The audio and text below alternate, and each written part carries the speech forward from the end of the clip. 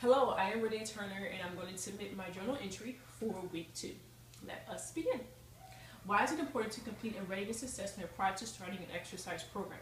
This is important because you want to have a baseline of any health conditions or any health concerns prior to beginning an exercise program, because you want to get medical clearance for those issues. For instance, some people may have take medications for prophylactic reasons, and it may be something that can hinder their progress with their physical fitness, because you don't want to go out there and you start working out and then you're thinking you're okay, but you can pass out and you can honestly die from starting something that's at a higher level than what you're capable of doing. Why is it important to assess your beginning fitness level? Well, because you want to have a baseline. You want to know where to begin. You don't get a book and then start reading it in the middle, like, oh my gosh, what's going to happen next? Wait a minute, what happened first? You typically read a book from beginning, middle, and end, and it's the same kind of thing with fitness, because you want to know what your initial standards were, what your initial assessments were, and then with the goals that you set based off that where you want to go, you look at those goals in the end, and you can say, oh my gosh, this is where I started, and now this is where I ended up at. What were my results? My results were that my resting heart rate was at 65.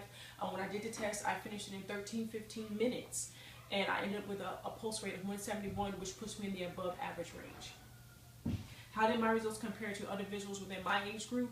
Well, you can't put that in a box, because there are some people who are my age, because I'm 35, and they are like working out or fitness at a fitness level that's at optimal ranges. So it all depends on each person's individual fitness level of how they will range. I mean, I know there's some women who in one of my spin class who is like in her 40s, and she's totally outburned me, and I'm like, get it.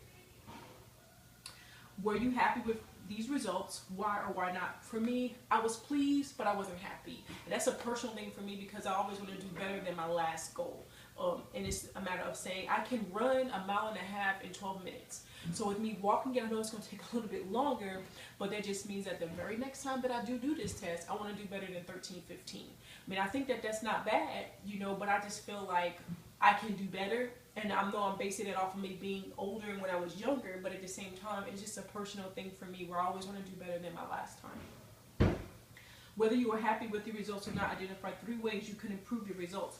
Well, one of those ways was I felt that I needed to incorporate more higher intensity cardio within my training. I typically do moderate intensity. I stopped doing higher intensity because of the issue with my knees and all that high impact. It really hurt. But I think if I incorporate that at least 2 days a week, that could also help with my endurance. I also think with losing more weight, I know when I was about 200 something pounds and trying to get out there and run with all that weight on my back, it was really pulling me. So I think even with walking, if I just lost some more weight, being 5'4" and 152, if I lost a little bit more weight, I think I can move a little bit faster. And also I think doing some cross training, not just only running and walking and spin, but maybe incorporating some swimming involved in it, that would also help to elevate my scores. How does the lifestyle factor of physical fitness affect overall health and fitness? Well, I think that affects it because physical fitness helps with overall health, overall wellness, because if you're physically fit, you feel better about yourself. Your self-esteem gets higher, and when you feel better, you perform better. How do these results relate back to your physical wellness results from week 1? Well, if you do or don't remember, week 1 I got a 76. That was one of my lowest scores in that, and part of that was because of the recovery. And what I've learned with reading chapter 3 is that when I typically work out 6 days a week, so sometimes it was saying that if you work out more than 5 days a week, basically you're not going to get higher than you're going to stay in the plateau. You may end up, increasing your chances for injury. And I think for me, I don't really recover. I typically just keep going, and that couple of hours of sleep or that 1 day off that I may take to let my muscles recover is not enough time. And I think that also affects my level where I want to grow at. That's why I'm still at the same plateau that I've been at for the last couple of months. And of course, the last question, which other dimensions of wellness does physical wellness affect, and how? It affects all, but the main one I will put it into is emotional wellness, because for me to be happy, it involves my physical fitness.